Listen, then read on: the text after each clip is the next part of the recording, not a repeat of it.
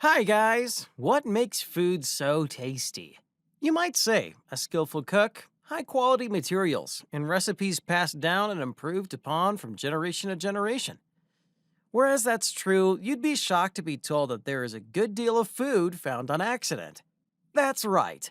Rather than complimenting the cook, generally you'll be able to give thanks to the universe for the twists of fate that created awesomeness within the variety of these accidental foods. So, today we have to focus on 10 foods that were invented accidentally.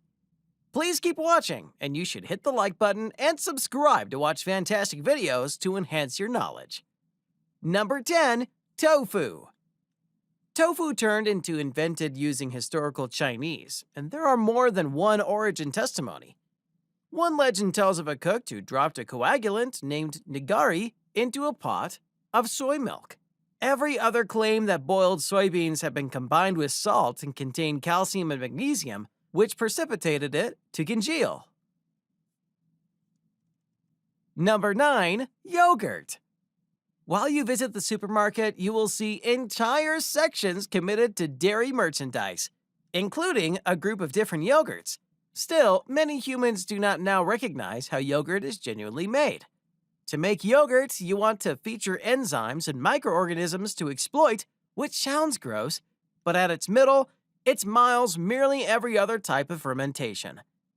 As we know it nowadays, yogurt originated in primary Asia around 2,500 years ago, and it came into being after more than one goat herder determined to shop their goat milk in animal stomachs, which unsurprisingly incorporates microorganisms.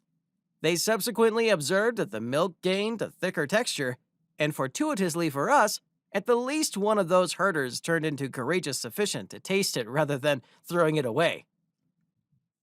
Number 8, Nashville Hot Chicken. Many consider Nashville's town to be the home of country music, but it is also the birthplace of a dish called Nashville Hot Chicken, which is a type of fried chicken seasoned with cayenne pepper and served with pickle slices on top of some white bread. In the 1930s, this local specialty was invented, and believe it or not, thanks to Thornton Prince's Passionate, people came now to enjoy it. One day, one of his lady friends tried to get him back by making him some very spicy chicken, but he ended up liking the chicken so much that he began making it himself. Prince was a well-known feminizer. Number 7, Worcestershire sauce. Two chemists from Worcester, pronounced Woo-ster, called John Wheely Lee and William Henry Perrins, whose last names you may be acquainted with, invented Worcestershire sauce. Nobody is quite sure how they got their hands on the formula. Still, they found it unpalatable after first cooking it. So they stashed the barrels in the corner of the basement of their pharmacy and forgot about them. But the mixture had fermented and fully transformed into flavor when they rediscovered them a few years later, while trying to clear out some room. In 1838, Worcestershire sauce from Leah and Perrins were first marketed to the public. Number 6, potato chips. A client at a hotel named Moon's Lake in the resort town of Saratoga Springs, New York, complained in 1853, as legend has it, that his fried potatoes were not adequately crispy and sent them back to the kitchen. George Crumb, the disappointed cook, wanted to cut the potatoes as thin as humanly possible and fry them. And the result was a big success. Potato chips were called Saratoga chips for decades after their discovery. Number 5, cornflakes. In the late 1890s, Dr. John Harvey Kellogg and his brother, Will Keith Kellogg, ran a sanatorium in Battle Creek, Michigan.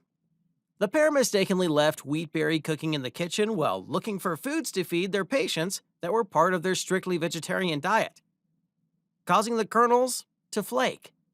With their newly discovered breakfast food, they started to experiment, finally experimenting with maize and making the cornflakes that we know and love today. So here's a common food that people 100 years ago despised eating. Number 4, beer. According to the Smithsonian, the oldest beer reference in history is from the 6th century BC in Samaria. No one is 100% positive, but most people assume beer was invented by mistake during bread making.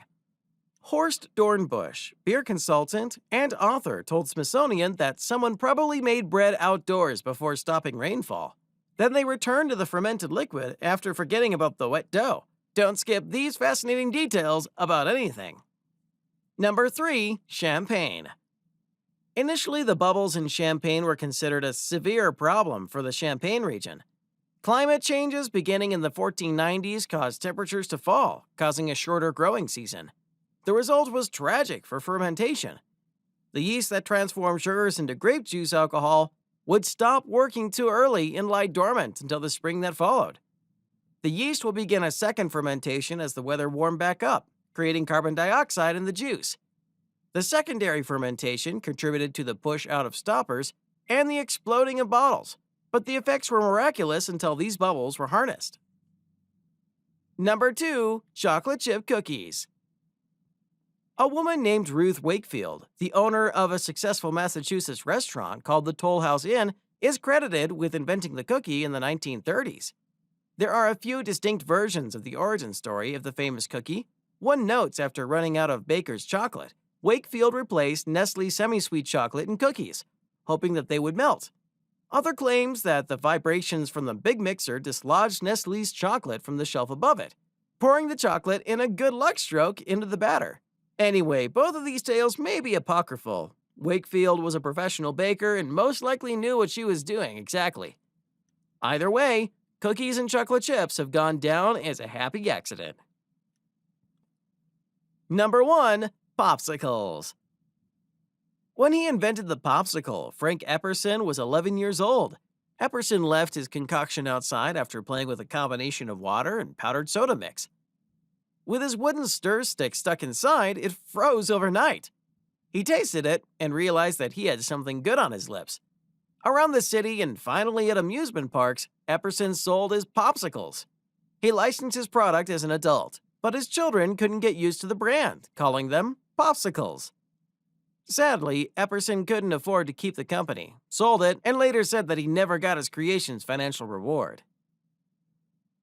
There you go, guys. If you enjoyed the video, click on the like button, subscribe to our channel, and press the bell icon to get the regular updates to watch more such informative videos.